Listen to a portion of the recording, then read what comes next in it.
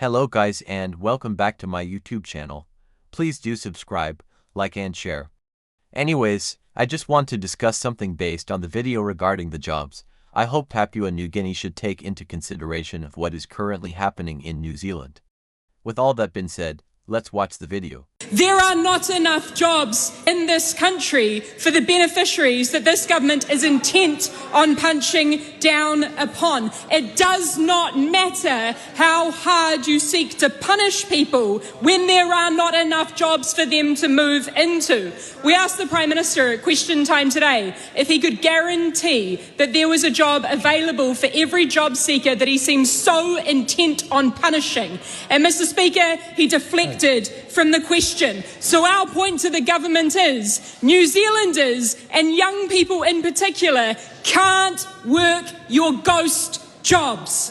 The Prime Minister says that these young people should move to where the jobs are. But again, some of those basic facts. There are 36,000 fewer jobs and there are 10,000 more unemployed young people in the 2 years since this government came to office and implemented their economic policies of firing up the shredder and cutting billions of dollars of investment in our economy and in our people. And Mr. Speaker, that probably explains why New Zealanders are unfortunately leaving in boatloads to the tune of approximately 200 every single day to Australia, because that is this government's policy on where the jobs are. Mr. Speaker, cuts are not how you build a country. Evidentially, it's how you break one.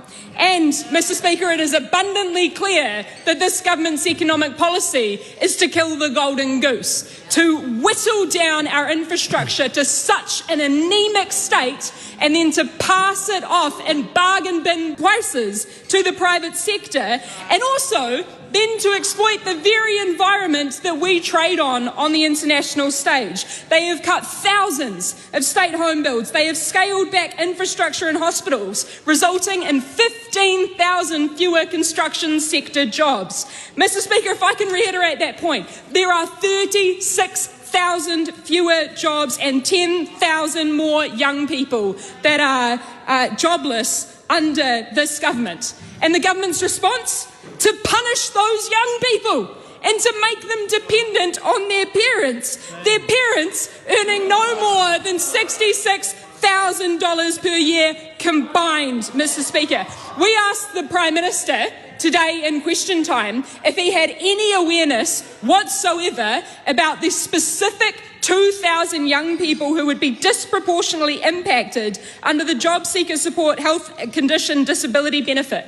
Mr. Speaker, these are young people who are currently experiencing severe mental ill health, who are disabled or profoundly sick, who this government has decided to make dependent on their parents or force them to move somewhere else to where jobs currently don't exist because this government has cutted those very jobs. This is just the latest in a long line of policies which this government has been warned will make more people poor, will make more people homeless, and will actively increase inequality. And what is this government's response to these statements in the House right now?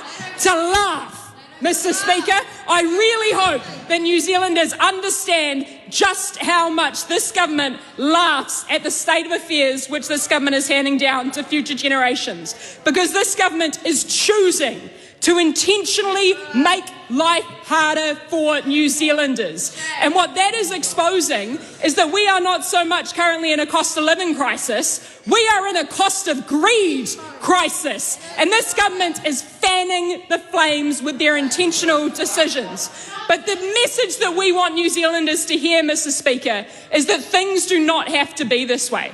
The Greens have spent the last 18 months outlining our solutions and our clear policies, which would see free early childhood education, free dentistry, free GPs. We would create 40,000 good green jobs because, Mr. Speaker, we used to make things in this country and we can do it again. And the way that we get there is through a fairer tax system, which I know terrifies these guys more than anything.